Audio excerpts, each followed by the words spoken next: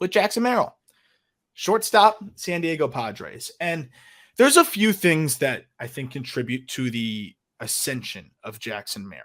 And there's one thing that I've kind of picked up on the industry, which is if an organization, and this is kind of like duh, but when an organization loves a player, like really, really loves him, they say the same thing to everybody. They say the same, like almost prepared line of like, oh, he is such a good kid, a hard worker. He did this and this and this and whatever. And you see those guys shoot up. And when they have the first round pedigree and they're that shortstop, it seems to just come together even more. We saw Jackson Holiday just fly up the rankings before really ever doing much. Yeah. And it was one thing like right when he was drafted, but then even the short cameo and just what he had just been being around the big league team, we saw him fly. Jackson Merrill played 45 games, put up impressive numbers in low A, but we saw him just continue to rise and rise and rise and rise while he was like on the IL. And I think it was because of that narrative that was being perpetuated. What I can say is that the narrative is very valid. We'll get into the baseball player, but I went out to the Arizona Fall League. I watched this guy get after it. He was getting after it before and after, working hard on his defense, working hard on his bat, talking to coaches. Just you can see the difference in demeanor with Jackson Merrill. You can see the way he goes about his stuff. Got a chance to talk to him for about 5-10 minutes. Obviously, I'm not going to make a sweeping judgment on a dude in 5 to 10 minutes. No, but you should. You love him or you hate him? I loved him. I loved everything he was saying. I thought he was super, super well spoken. Remember, this is a guy that's 19 years old. Maybe he just turned 20. Like wise beyond his years, really good head on his shoulders, answered all of the questions really thoughtfully. And I liked what we got from him answers wise. You can go check out a snippet of that conversation way back. And I believe about 20 episodes back from the Arizona Fall League stint of things. But beyond the baseball player, which is a really damn good player, right, I see why he is rising up so much on the intangible side. Yes. The intangible side, like you need that first person interaction with him. You need that firsthand experience to get the intangible side, because like, there are guys that earn really high points for their makeup. There are also guys that organizations want to put on a pedestal, yes, because they want to see them rise in organization ranks around the industry because they like them. Tyler Freeman. Hey, man, Tyler Freeman's hitting like 340 so far. But Merrill, I think, is a guy where it's like, regardless of who interacts with him, he's going to be, somebody that like passes the character test with flying colors. Yeah. Kind of same thing with Quinn Priester. I was talking about Priester last time, right? Like you hear all the high grades for the makeup, you meet him and you walk away and it's like, okay, I get it now. Like Holiday, it kind of seems like the same thing with the interviews that I watched as well. But Merrill's kind of cut from a different cloth because he's just so ridiculously talented as well. And the fact that you've got a ridiculously talented high school first round pick from 2021, that eager to get better, that bodes really well for this guy. Yeah. And at the end of the day, it's all got to come together on the field. And in the early going this year, he's struggled. But what I take from the struggles is that he is not overmatched. He is not, looking lost. He's just kind of learning and feeling it out as a guy that turned 20 years old 12 days ago. Happy belated, Jackson. Yeah. He's played 17 games in high A. He's hitting $177.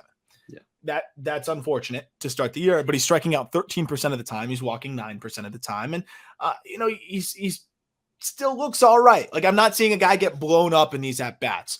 What stands out the most to me with Merrill is you see the physical projection. He's 6'3", about a 190 now. He continues to put on muscle, but as he's put on muscle, he's also been faster. So similar to like we saw some guys, they put on weight and we assume they're going to slow down. Not always the case. We saw that with J-Rod. Got stronger and faster. Merrill is getting stronger and faster. The defense has continued to get better at shortstop. Watching him get his work there was really, really cool to see what he was doing. And then you're seeing it translate into games. But what stands out the most to me is a lot of the reasons why we like Colson Montgomery, right around the 90% zone contact with the power projection. That's what Merrill's got, but with better tools across the board. Last year, I believe he was right around 90% zone contact. I think it was 89% if you factored in the fall league and that low A stint of 45 games, while also flashing exciting power. 103 mile per hour, 90th percentile exit velocity, and I think he hit balls as hard as 110. That was as a 19-year-old out of high school in low A. And then so far this year, slow start, but still 90% zone contact. So it's not like he's getting blown up. It's not like he's whiffing an egregious amount. I see the potential for plus hit, plus power as a left-handed hitting shortstop with above average speed. Like, this is a dude that if he puts it all together in games, and starts hitting a bit more, his upside could be top prospect in baseball by the time he gets to the big leagues or by the time he graduates.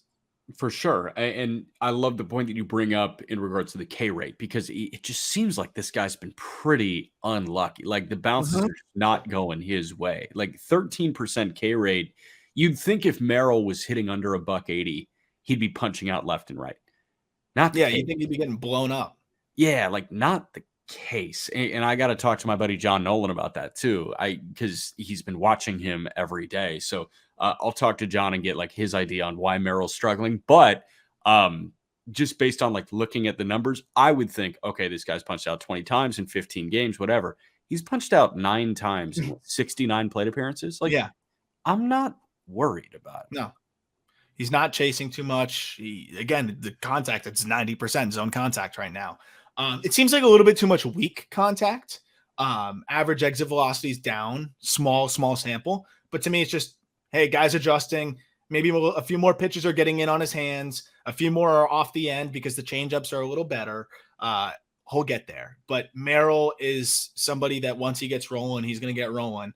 And I see everything that everyone else sees. I see everything that the Padres are putting out there. And I think there was a concerted effort to withhold him in those Juan Soto talks. Like, okay, if you're going to get James Wood, you're not getting Merrill kind of thing. I don't know. That's no sources, but I don't think it was like the Nationals didn't want Merrill. I know the Nationals wanted Merrill. I've read and heard plenty about that. I think that there was a level of, hey, you're getting all of these guys, you're not getting Merrill. And I can appreciate that, especially from an AJ Preller. Yes, 100%.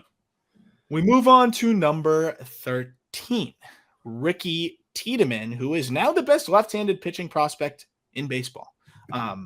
Some of that is because of the slow start from a Kyle Harrison, but I'd like to say more of it is because it was before the season even started, right? That we had Tiedeman ahead of Harrison. A lot of it is because Tiedeman is 6'4", 215 pounds, can touch 99 to flirt with triple digits, and has a nasty slider and changeup. This dude's 3-pitch mix could be front line. His fastball could be one of the best left-handed fastballs we could see, but he's kind of cut from the same cloth as Kyle Harrison. Great stuff, inconsistent command, and we really haven't seen him stretched out. And it's kind of been the same story this year. He's made 3 starts in Double-A, 3 innings, 3 2/3, 2 1/3.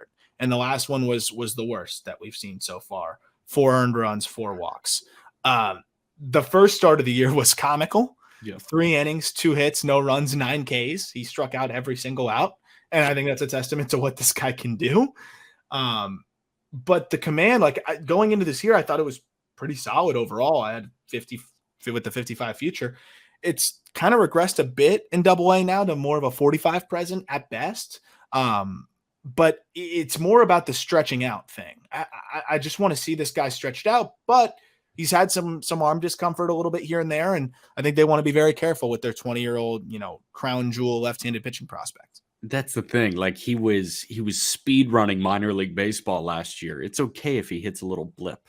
Like, it's fine if this happens to Ricky Tiedeman. You mentioned he's 20 years old in Double-A. He's 4.5 years younger than the average pitcher in Double-A. In terms of industry consensus on Tiedeman, you are one of 3 to have him in the top 30. Baseball America has him at 31. Pipeline has him at 32. Fangraphs has him at 24. The only other publication to have Ricky Tiedeman in the top 20 is, drumroll please, Baseball Prospectus. They had him at 15. They had him at 15. You're the high man at 13. I will say, it's a little nerve-wracking in the regard of if I had like I don't really care if I'm a little high on him, obviously, but like it's a little nerve wracking in the sense that like you can't stretch him out yet. Yeah, but When can I tell you why he shouldn't be nerve wracking? because he's a lefty with 3+ pitches. Yeah, like 2 plus pitches, like Yeah. 2 like Yeah. amazing pitches and Yeah. 1 plus pitch. The other reason is this guy is a soft contact extraordinaire. Obviously, you can look at the 13 Ks per 9, but I also want you looking at what he did in terms of like hit prevention. Like between low A, high A, and double as a 19-year-old pitcher, he was 4.5 hits per 9. Like opponents did not square him up ever. 3 homers. He faced 301 guys. That's a 1% home run rate. Come on. I mean, that's the crazy part is so you have the big strikeout numbers. He struck out 39% of batters last year. 49% ground ball rate too. Like that's a strong ground ball rate for a guy that likes to buzz the fastball up. And he's a big dude, man. He likes to overpower you, but gets ground balls. Like that is really, really, really good stuff because it allows you to keep the pitch count shorter. It allows you to get outs and get out of jams. And you look at the BABIP last year. People could point to that and say, "Oh, it was lucky." I think the low BABIP, 265 opponent, batting average on balls in play, is a testament to what you were talking about. The weak contact generally on the ground. So far this year, he's striking out 50% of batters. No one's hitting him. His biggest, competition is himself, and I think he's going to continue to work through that. Again, you're going to have a couple high walk outings from time to time. I still think the command overall is average or better. I still think above average. You look at the spurts last year, there were stretches where it was really, really good.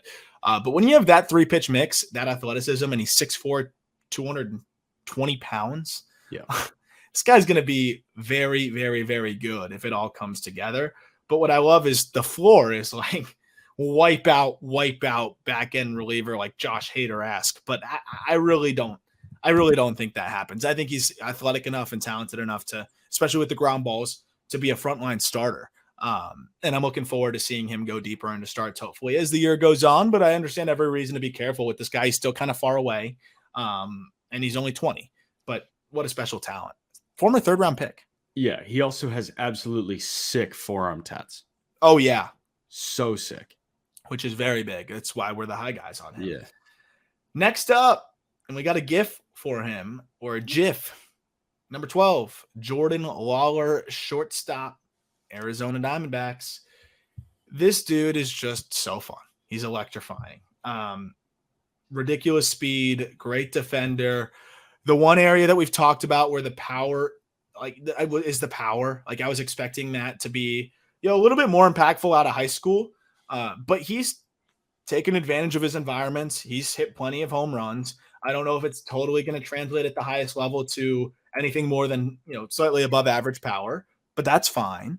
The chase rates are low. There's a little bit of whiff there, but he hedges that with the low chase rates. He does a good job of hitting the ball in the air, but it's really the speed, the defense, and just the all-around ability. He's going to be a menace on the base paths. It's really about, how much power he's going to consistently hit for. But other than that, you could already see a good enough profile where this 20-year-old is going to be a very big part of the Diamondbacks' future. Was there more swing and miss last year than you were expecting? He was challenged last year. So I would say maybe slightly, but they challenged him. Like he got pushed. And I thought he, handled it pretty well. I think there was always going to be some swing and miss with Lawler. Like I think that was always expected. I just thought there'd be more power with that. If you're going to be a 78% zone contact guy, I'd assume that you're hitting the ball a little bit harder. Yeah. And that's the one thing with him is, he does lift the ball more now. And when he does get it in the air, it does carry. But when you look at the exit velocities, they're above average, like 90th percentile exit velocity of 101. Like that's even slightly below. That might not translate in all environments to 20 home run power. Yeah, and Arizona may be the most power-friendly organization to come up in. And you would think, You would think maybe Colorado, but Hartford, like I'm not saying Hartford's Hartford, the tougher. airs. Yeah, I'm not saying it's like, the Everglades in terms of humidity, but like Hartford is, you go from Spokane, you go from a couple other spots before that, and then you go back to Albuquerque, and it's crazy. You go Visalia, Hillsboro, Amarillo, Reno. All four of those are incredibly hitter-friendly environments. And then you get to Chase Field, which is a hitter-friendly environment. Like the air is thin, regardless of if the door or if the roof is open or closed. Lawler, the thing that I fell in love with Zach Veen a couple of years ago was in his first full season, Veen was 300, 400, 500. Yeah. Lawler last year, 303, 401, 509. Yeah. Push my chips in on that, man, especially with like the defense that he can play and the speed that he brings on the base paths. And that's the name of the game there. And I think he's going to continue to grow into a little bit more power, 6'2", 190, super twitchy. So I think that power can get to above average. I did expect the hit tool to be a little bit further along because his swing is pretty simple. But again, he's been challenged and he's held his own. You just mentioned the slash line. And then even so far this year, it's a challenging assignment. To be 20 years old and now, continue to play in Double-A, and he's done pretty well. I think he's done pretty well overall, all things considered. Batting average a little low, OPS is still solid, walk rate is high. He's a patient hitter, and I think that's going to really help him. So even if the hit tool is more fringy than above average, I think the power is still going to be above average. The speed is going to be there, and the defense is going to be there. It's a really fun profile. If the bat to ball skills can be closer to that 55 future that we put on him, now you're looking at a guy that could be one of the more dynamic shortstops in the game. So I'm excited to see how he develops. This is a big year to kind of understand what his profile is going to be because there's kind of a few different areas he could go. But right now, even this profile is fine. Walks, crazy speed, will still run into some homers, and great defense at shortstop. Yeah, I love that profile. And it's a safe one. Like this is a high floor 20-year-old kid. Absolutely. Absolutely. And, because it just never fails. And I swear this wasn't even intentional. You know who number 11 is. And these guys, we've always talked about it. They're going to be like side by side. You probably don't even believe me. It really wasn't intentional. 11 is Marcelo Meyer, shortstop, Boston Red Sox. And the Meyer versus Lawler debate is one that we're always going to have. I know you like Lawler more. I've gone through my ebbs and flows. I'll tell you what kind of put me in the final moments with Meyer ahead of Lawler. It's funny because I didn't really think about it any specific way of pitting those two guys against each other. Like just going through the rankings and I was like, oh, it looks like this is how this is going to shake out.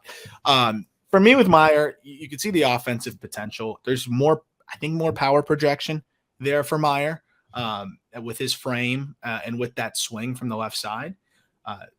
Obviously not the athlete that Lawler is, but Meyer's defense is what wowed me.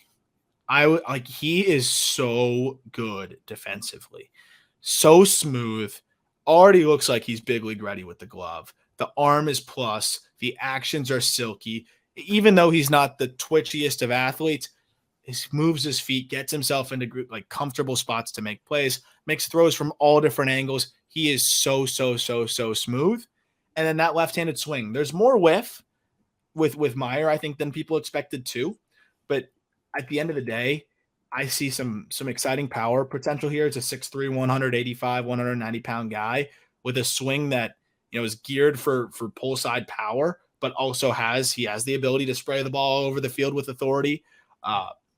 Meyer could be a special talent, left-handed hitting shortstop with some power and plus defense. That's another profile. Sign me up. I kind of consider them the same guy in terms of like what they did last year. Because I walked through Lawler's numbers, like 300, 400, 500. He was above all of those. Meyer last year, 280, 399, 489. So just below all of them, but in much tougher hitter environments than what Lawler is in. So I consider that a wash. The thing that I sided with Lawler on, and I still side with Lawler on, is I do think he's a better defender than Meyer. But if you are buying the stock in his defense, you had Lawler as a 70 and 70 future field guy. You've got Meyer as a 55, 65 field guy. If you're buying that, like I can totally see Meyer being a better hitter. And we've talked about this a lot. I'll bring it up again.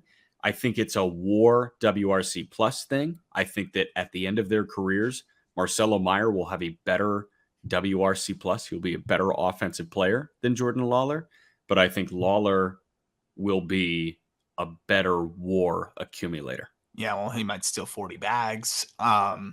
He might lead the league in triples. Like there's a lot of ways that Lawler can impact the game. I think there's definitely a little bit of pressure on Meyer's bat to accumulate that WAR. So I agree. I think Meyer defensively, though, like right now, is more big league ready. So the interesting part is, though, with Lawler's twitch, with his ability, with his athleticism, maybe Lawler ends up being the better defender when it's all said and done. But right now, Meyer looks like he's been playing shortstop professionally for 8 years. It is pretty awesome to see. But that can always change when you have the skill set that Lawler has. So I love how fluid this is always going to be, because we might be revisiting this in 8 years when they're in the big leagues and still being unsure of who is where. I like the floor of Meyer's glove, and I actually like the floor of Lawler's bat, believe it or not, because of the approach and the speed. And I think the bat to ball skills are slightly better. So it is a really interesting comparison. You talk about the power. Meyer hits the ball harder, like point blank. 104 mile per hour, 90th percentile exit velocity last year. That's 3 notches above. And this year he's been hitting the ball, I think, even harder than that. So that's the thing that you can see, like big time power potential possibly here with Marcelo Meyer, which I think is what sets him apart just a little bit more too. As a left-handed hitting power bat with the glove that I'm already ready for at the big league level, like that just edges out Lawler, who is, very dependent on the athleticism to make him a productive player. Yeah, I can see it. I just disagree. I think I've made this comp before on the show, but I had a bet that Derrick Henry was going to be a better running back than Kenyon Drake when they were at Alabama. It's funny. Like, we laugh in hindsight, right? Because Derrick Henry is MVP caliber, but at Alabama, it looked like Kenyon Drake and Henry were probably. No, I know. Like Drake was the third down running back and he was the kick return. Like, he looked good. So I feel like that is the Meyer Lawler thing right now. Like, they could separate like Henry and Kenyon Drake. They could separate like Floyd and Golden Tate, who were the wideouts at Notre Dame that looked like the exact same, right? But they could also be in lockstep. It's the Andrew Luck, Robert Griffin thing.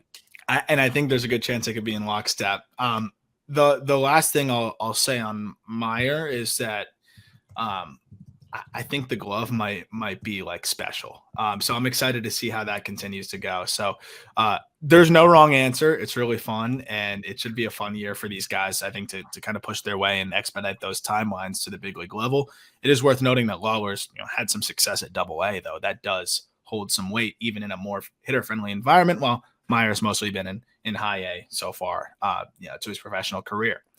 A guy that is leapfrog both of them in my eyes, despite being a high school dude and also not really having much more experience than them and putting up crazy offensive numbers, is Evan Carter, outfielder at Texas Rangers. And I know we are the high guys on Evan Carter, and I don't know where Prospectus or anyone else has him, but I don't think anyone else has him as a top 10 guy.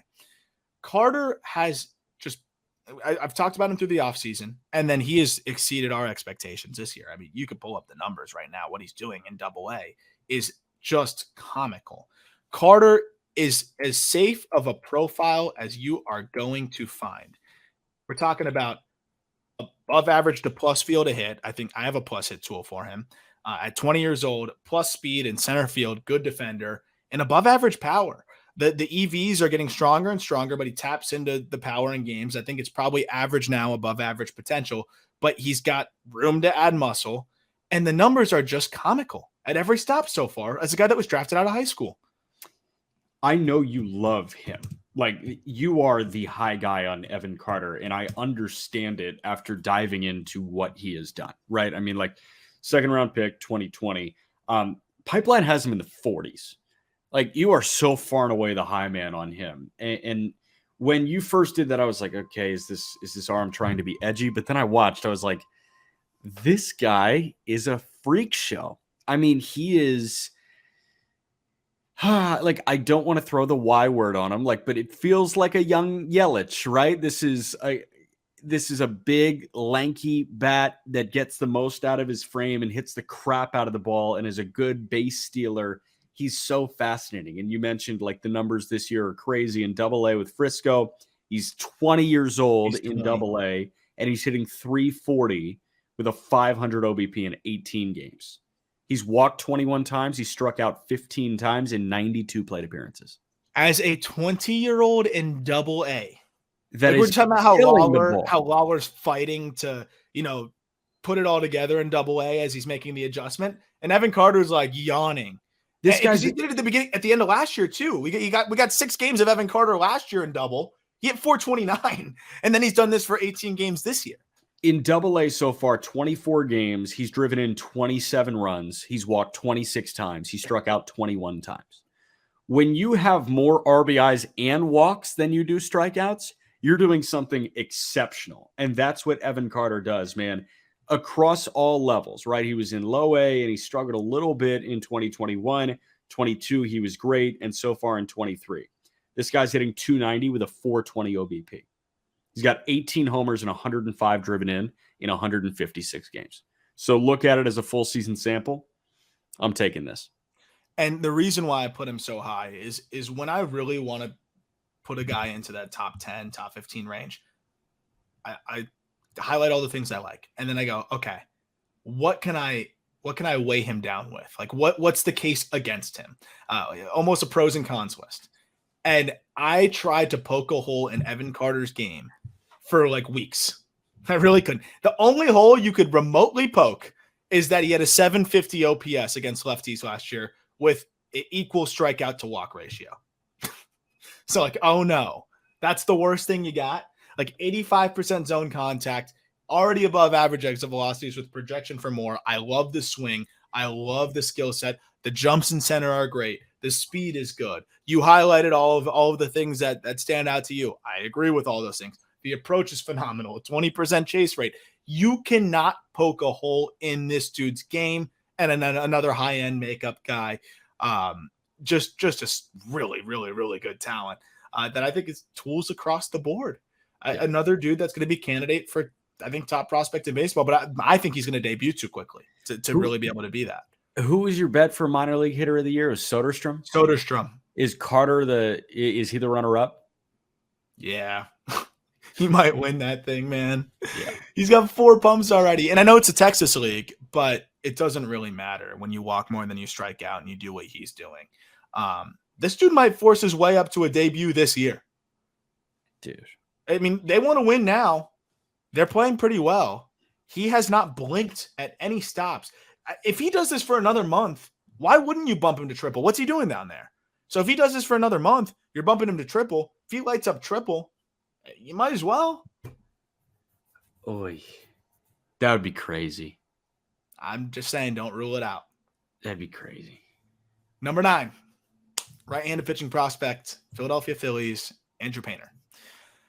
Sucks that he's on the shelf right now because Andrew Painter, I think, might have been the number 1 pitching prospect in baseball. We're going to talk about all 3 right now. But Painter, 6'7", 70 grade fastball, 70 grade slider, 60 grade curveball, 55 grade changeup, and 50 to 60 grade command. That sounds like one of the best pitchers in baseball. And that's because his upside is one of the best pitchers in baseball.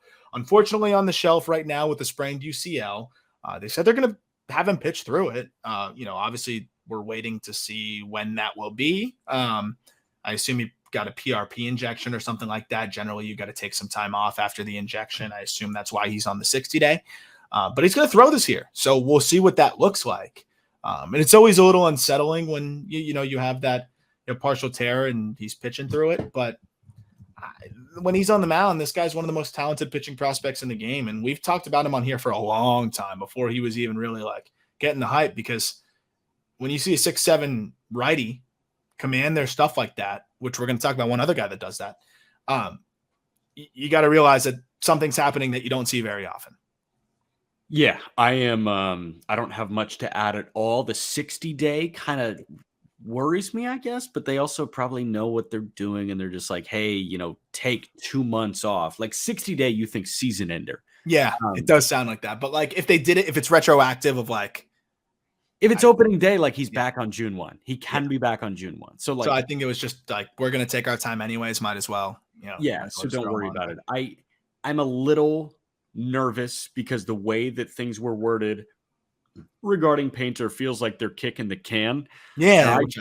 I don't want them to kick the can down the road on a 19-year-old, 20-year-old, and arguably the top pitching prospect in the game. I have nothing to add on last year. Like, he was the best pitcher in minor league baseball last year. He was so much fun to watch. We've talked about how mechanically sound he is, snapping off the slider and the breaker, and like the feel for the changeup. And the fastball is great because he's 6'7", 220 and throws it at 100. Like, he's road to the show, build me the perfect pitcher, play on rookie mode. Like, that's what Andrew Painter is, I think.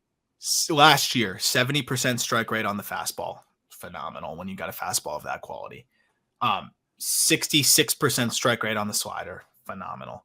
69% strike rate on the changeup. That's fantastic.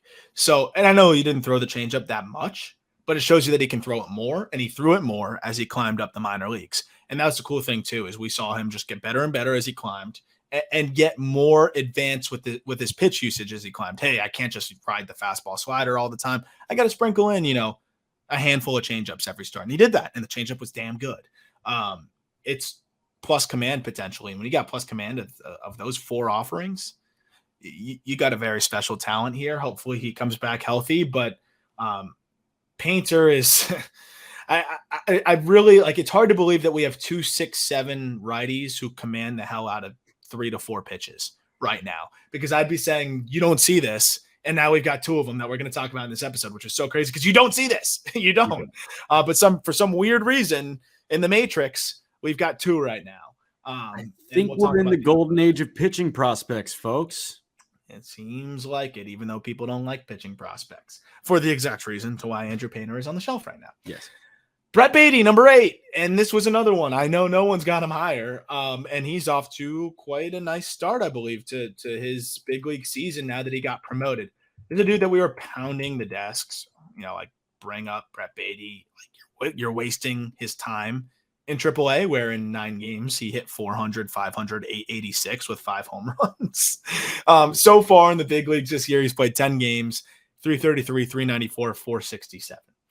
The reason why Brett Beatty is number 8, before I kick it over to you, Jack, is above average hit tool, 70 grade raw power, and finally getting into that 70 grade raw power in games by lifting the ball is pretty much put the ground ball rate issue to bed. The approach is fantastic. And the defense, that was the one question. How's the glove going to be at third? He answered it. It's good. Yeah. It's not only usable there, it's good. So this is another guy. I dare you to poke a hole in his game. You can't. I have very few pieces of information to add. He is the 3rd baseman for the New York Mets for the foreseeable future. I think this is a building block. And while you have big money committed to a lot of guys for the immediate future and decent sized money committed to Jeff McNeil, and, like, you've got Nimmo for 8 years. You've got McNeil for 5, Verlander and Scherzer for the next 2, Lindor for the next 12. You're going to, extend Alonso. Like, that's a lot of free agent money. That's a lot of open years that you're paying for. So find me some pre-arb guys. And Beatty's going to be the best of the bunch in pre-arb and arbitration. I don't think that they're going to do the pre-arb extension thing.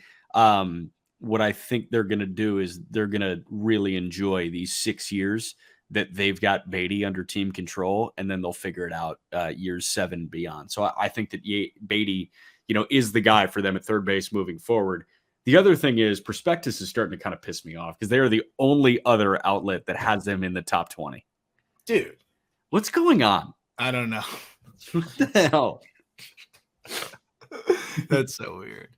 Oh, God. But I guess they're looking at a lot of the same stuff we are. The guy that hits the snot out of the ball and puts it in the air. The thing with Beatty is the power. Like, I feel like people still sleep on the power. Like, this dude hit a 112 mile per hour opposite field home run. You know why?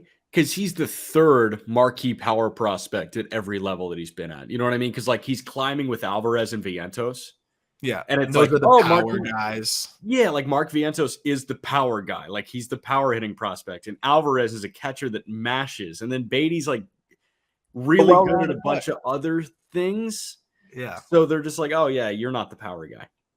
By the way, Vientos, 8 homers, 367, 450, 733 so far this year. He's hitting the shit out of the ball, man. With a 21% K rate, like free my dog. He's 23.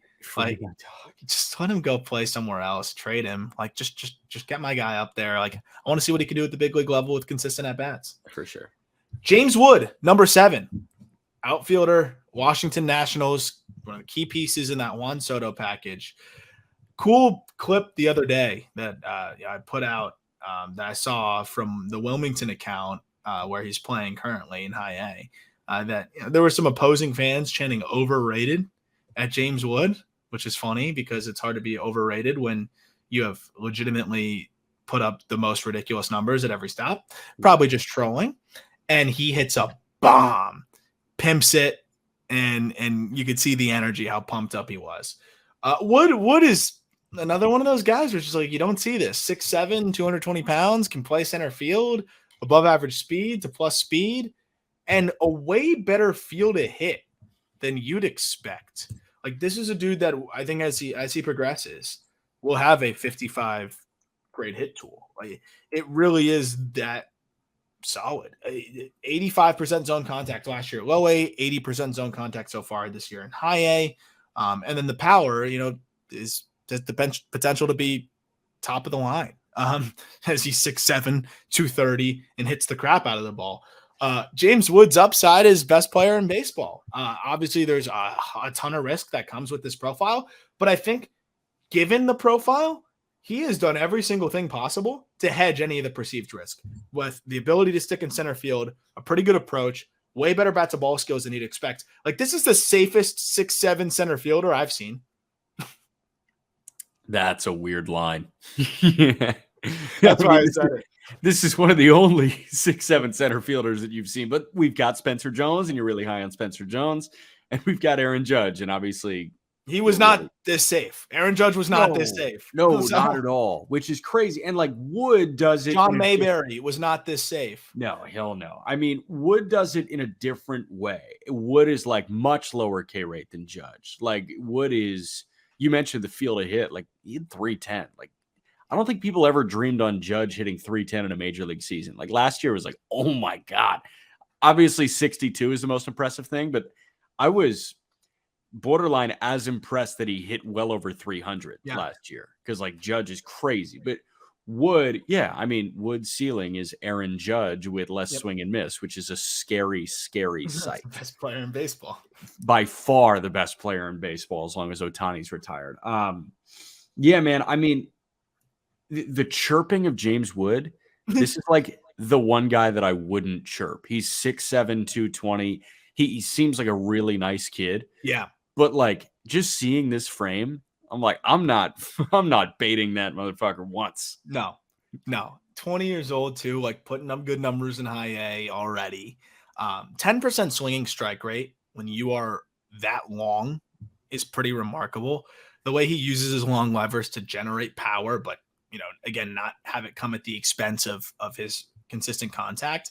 And it's foul pole to foul pole. Like he will go oppo with ease. And then when he turns one around pull side, you just, take a step back and just watch it fly. This is a really special talent, and I think he's going to stick in center field. So you got that on top of it too. James Wood has I think as much upside as, besides Ellie De La Cruz, I'd say it's the highest upside in baseball. So cool. Next up, G-Rod, who is pretty much graduated. By the time we finish this, he's graduated. But man, he's settling in at the big league level. Grayson Rodriguez looking like the ace of the Orioles, like we suspected, which is great and terrible at the same time. Mm-hmm. G-Rod's last couple starts have been really strong. He looks like he's really kind of finding that again. Already 24 big league innings, 24 and a thirds. But it was pretty much a shoo-in for him to be best pitching prospect in baseball over the last couple of years. Dealt with a little bit of an injury last year, and then the stuff took a little bit of time to get back. It's all the way back, but then the command wasn't totally back. Now that seems to be all the way back, and he's all the way back to being G-Rod again, which is a guy with 4+ pitches and good command, which is one of the better pitchers in the game if it all comes together at the highest level. He's such a freak, bro. Like he's crazy. That's all I have to say about Grayson Rodriguez, man. I mean, he's punching out 13 per 9 last year between a rehab start in Aberdeen, but then you got 2 starts in Bowie and 14 in Norfolk. 5 starts, he's got 12.5 punch outs per 9 in the major league level. In the major leagues. Like he was striking out dudes in the minor leagues. I don't think anybody doubted that he was going to strike out dudes at the major league level, and here he is striking out dudes at the major league level. He's walking more guys than I was expecting him to, but also I kind of expected it because it's the first 5 starts of his big league career, and he's probably nibbling a little bit. Yeah, and that changeup, it's potentially an 80 grade pitch. It's a 70/80 grade pitch. And we're seeing that at the big league level. Like he's throwing them already plenty. Yeah. No one's really hitting them. 492 opponent OPS against the changeup since he debuted, and he's landing it for a strike nearly 70% of the time. Chase rate nearly 40%. That's an elite pitch. Fastball is getting a ton of chase, plenty of whiff. The one part that's been missing for him in the early going is the slider. The command of the slider hasn't been there. But that said, like he's getting outs despite that, and I think he's going to keep settling in. Last 2 starts, a combined 10 innings, no runs, 4 walks, 15 Ks, 7 hits. I think we got to start getting used to that.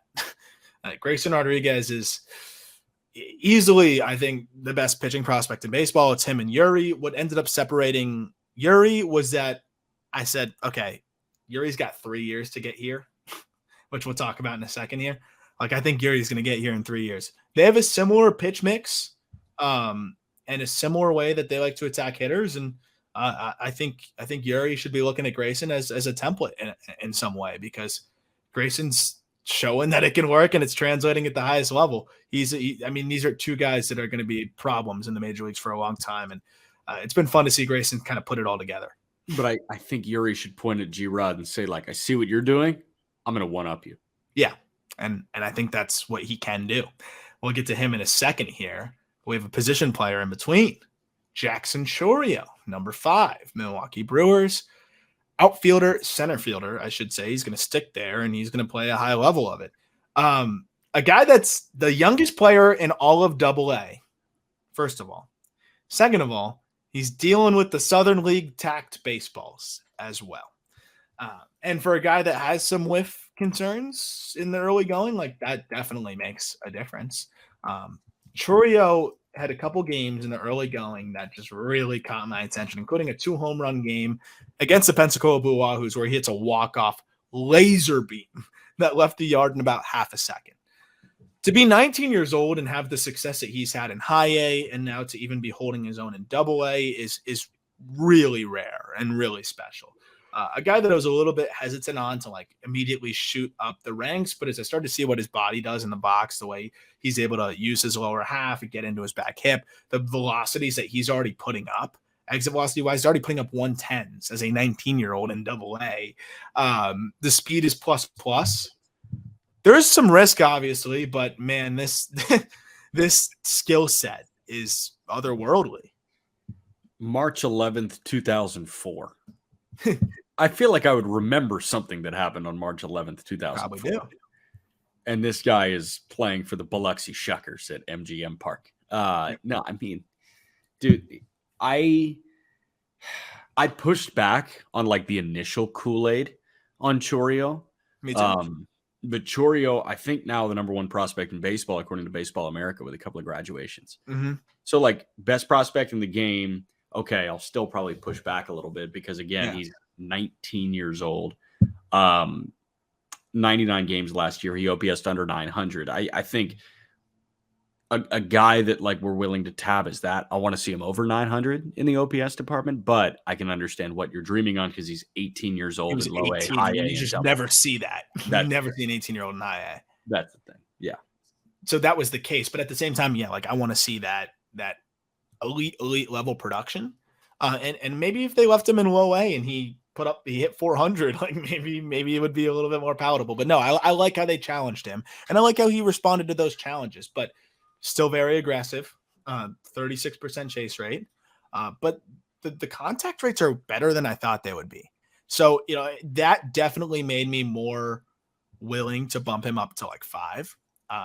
But yeah, I want to see a little bit more too. And I want to see him. The thing is if he has a meh year, which I don't think he will have a good year. But if he has a meh year, okay, he does double again. He's 20. Yeah. He's still young for the level. You poor baby. Yeah. Yeah. So, but what really stood out to me was the athleticism in the box. The bat speed is ridiculous. And you figure he's only going to get better with the approach. This dude could be a walking 30-30 threat with good defense in center field. That's a problem. Like, that's a special player. So I'm excited to keep following Chorio, see what he's going to do, but that approach will have to improve a little bit. He's just swinging too much, but that happens. And the fact that he's swinging too much and still hitting the ball in Double-A is a testament to what he's capable of. But he loves fastballs, and he's got to chill a little bit on the fastballs. And he's been struggling with heaters a little bit this year. So that is something to monitor. Yeah, but I don't want him chilling, man. He's 19 years old, double. Like, if he sees a heater that he wants to punish, go do it. I think that's the instruction he's getting, because he's swinging at 53% of them, and he's chasing 48% of them. Yeah. All right. Next up, we got Yuri Perez, number 4, Miami Marlins. And Yuri is another guy that's his second stint in Double-A. He should probably go to triple soon. 6'8", 210 pounds, maybe 220 now. Off to this pretty solid start after a rough spring. Marlins were aggressive. I think they literally wanted to say, like, force us to put you in the rotation, and he didn't. It's okay. 4 pitches, fastball plus. I'd say it's plus right now because of his struggles to locate it. He leaves it over the middle a bit too much. That's the command versus control thing. But slider plus, changeup plus, curveball above average, command plus. Sign me up. Sign me the hell up. The one thing with Yuri, really the only hole you can poke is that he misses middle too much with the fastball, and the shape could be slightly better. But when you sit 97.5 miles an hour with it, like, you can get away with not the best shape. If he can find a bit more shape, that would be great. Because remember, he is using the tacked balls. So I am worried that, when he's using a different baseball, if it's going to be a little dead zoney, a little bit Hunter Green-esque fastball shape-wise. That's my only concern with Yuri Perez. The command of 4 big league pitches is remarkable. The changeup is disgusting. The slider is gross. And the command in general for a player of his size is just special. That's the thing. So even if it is Hunter Greeny, where it's 100 but dead zoning, it's coming from a tougher slot because he's so tall and so lanky, and he's so much longer than Hunter Green. And he also, instead of 1 secondary pitch, has 3. The changeup's elite. And I actually feel better about the changeup being the best secondary than a slider being the best secondary, because changeups mesh well with fastballs, right? A changeup can look like a fastball until the very end, especially these high-speed changeups that Marlins pitchers are throwing. Versus Green, I think he's run into some trouble because the fastball you'll hit, the slider you can read spin directly out of his hand, and while it is good, guys can spit. A changeup, guys can't really spit at. No, especially when it's 91. Right, exactly. Like, it's on you so quick, you got to make a fastball-type decision on it, and I think that you can get away with 100 dead zone. And what I love about him is, watching the starts, like, he'll go to the slider in any count, he'll go to the changeup in any count, he'll go to the curveball in any count. But if that fastball, if the shape can just improve a little bit, I mean, the upside is so comical, like it's best pitcher in baseball upside. So that's the one thing to monitor. I'd say he's almost too much around the zone. And the only way that Yuri Perez gets beat is the fastball gets ambushed. Yep. That's it. Like, you could tell these hitters, they're like, you're not going to hit the 91-mile-an-hour changeup. You're not going to hit that slider. It's gross too.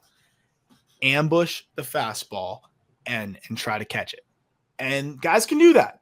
Good hitters have done that. And that's how he's been burned from time to time. I saw Blake Hunt do it, who's really struggles with velocity. So when you see like Blake Hunt, catching prospect with the Rays, who whiffs a ton, hit one out off of him, I'm like, all right, that's pure cheat ambush. He can use that back into his favor. But, like a lot of the guys that went yard on him last year were really talented hitters that ambushed him. Joey Weimer hit a bomb off of him last year. Trey Cabbage, nuke off of him last year. Brett Wisely, home run. Like the more advanced and just smarter hitters that don't miss a fastball were the ones that got him. And I think that's the one thing that's kind of separating him from being close to big league ready. That's why I want to see him in AAA SAP. See how that goes. See how he can continue to control the fastball on both sides of the plate, potentially tweak the shape a little bit, because the rest of his arsenal is frontline. The rest of his arsenal is ace, and the command is ace. The profile in terms of the release point, he's basically reaching 6 feet closer to home plate, ace. This is to me the best pitching prospect in baseball based on that. He's got 3 years to get where Grayson Rodriguez is, and that's kind of nuts. Sandy, Yuri, Perez, Luzardo, Cabrera, Max Meyer. Holy shit. Insane. And I think there's a legit case that Jake Eater could leapfrog Max Meyer. Yeah, I mean, you've got Eater, you've got Dax Fulton as well. Like, there are gluttony of riches. Keep trying to convert that into more bats. That's all I can say there. If you're the Marlins, like not Yuri, obviously, but some Eater or Meyer, I'd be shipping out of town at some point this year with all they have over there. Number 3, Anthony Volpe, another guy set to graduate very soon with the New York Yankees, shortstop, someone that they really need to help them. And we got a little video here of what he does best: lift the ball in the air. When he was drafted, he was viewed as a well below average power guy. Then he hit 27 home runs. Then he hit 21 more the next year. He is, exit velocity wise, slightly above average, but squeezes out every ounce of his raw power by hitting the ball in the air as much as any human. One of the rare game power, higher grade than raw power guys you're going to find. But I mean, tools across the board, you can see it. And I think this kind of embodies what makes him so good. Hit tool 55/60, raw power 50/55, game power 55/60, run 55/55. But you could really put 60 because of how good he is of a base stealer. Run times are 55, but he's an elite base stealer. Field 50/55 future. That is a dynamic, talented, well-rounded shortstop who I think the Yankees are going to build around, and the number 3 prospect in baseball. So Volpe has played, I think, every game of his big league career to this point, right? What's the Yankees record? Because he's played 29 games. The Yankees are 15-14. He has played in all 29 games for the New York Yankees. So they clearly were not auditioning him. It was, you're the shortstop of the Yankees for the next decade, and like, here's game 1, opening day, like, off you go. Like Volpe, he's finally starting to heat up a little bit, but the batting average still isn't where people want it. He is the king of, that new school leadoff that we've been talking about, right? That vault lead, that momentum lead. He learned at Del Barton when he was in high school. Volpe, do you think that he's going to capitalize with the short porches a bit more? Oh yeah. He's showing like next to no power right now. 340. Yeah. I'm not worried about it. I'm really not. Like, I think that it'll translate. Okay. Like, this is a dude that hits the ball in the air and generates carry like none other. And if you look at like a chart last year of if he played his games in Yankee Stadium, I think he would have had like 30 homers. So I'm not worried about it. I really think that the way he is able to hit the ball in the air, he had a 29% ground ball rate last year. And so far this year, it's at 35, 34. And at Yankee Stadium, like, that's perfect. That's perfect. And again, like, this is a dude that is 21, now just turned 22, getting acclimated to being the everyday shortstop for the New York Yankees. The approach has been great. The power is going to come. I really think it's going to come. And I'm looking forward to it, because when that happens, I think he's going to be a 20 home run guy, 40 bags with good defense at short. Like, even if he's a 260 hitter, which I don't think he'll be, I think he'll be better than that. But even if he is a 260 hitter, that's a really damn good player. Yeah. So Yankees have their guy, and I would not be worried about Volpe's slightly slow start. He's going to make great swing decisions. He's going to impact the game in a million other ways. He's already walking a ton. The power is going to come. Yes. Number 2, a guy that we were ready to talk about because of his whole scenario. We got Jordan Walker, outfielder, St. Louis Cardinals. This is a unique situation here, right? Because they option him despite, the hitting streak to start his big league career, everything we've seen from him. It was a slower 10 games or so on the back half of his 20-game big league debut.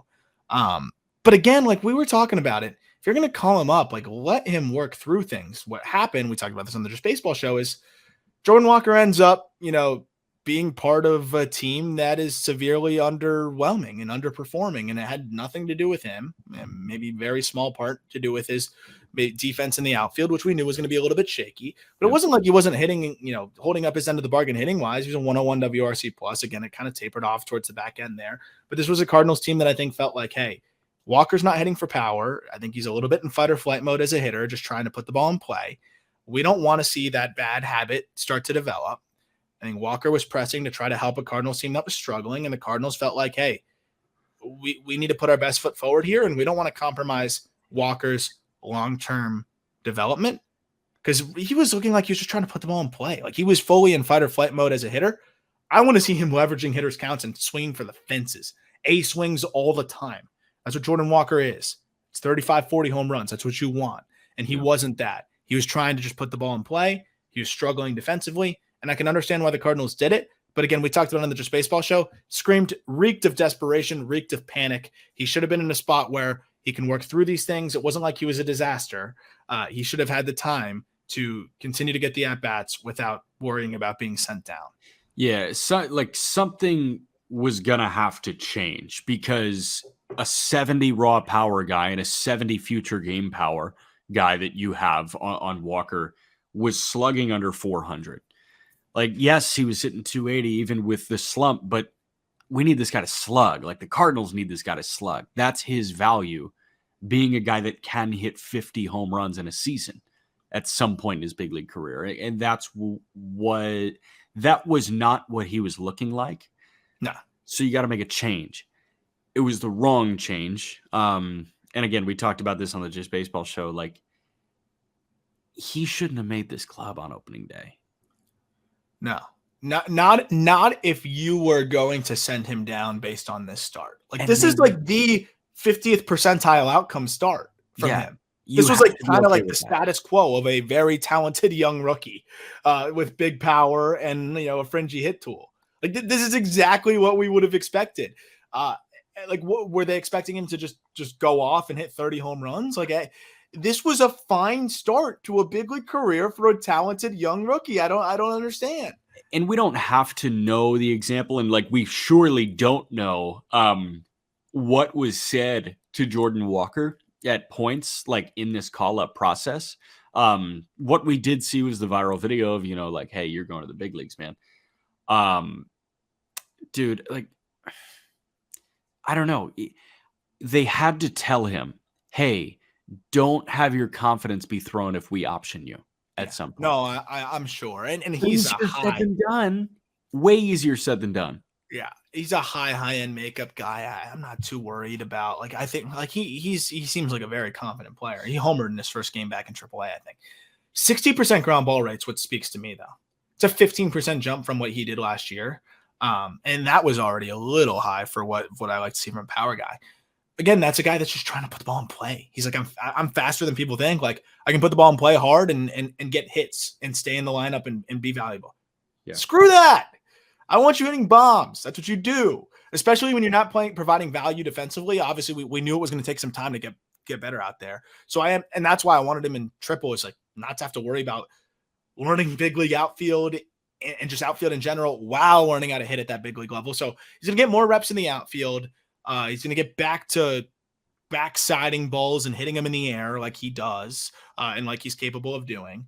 And then he'll rejoin them, I think, in a month or two with, kind of rejuvenated, fixing some of those issues and hopefully be, ready to help again. That's the thing. It's like, it's not like, oh, bye, see you next year.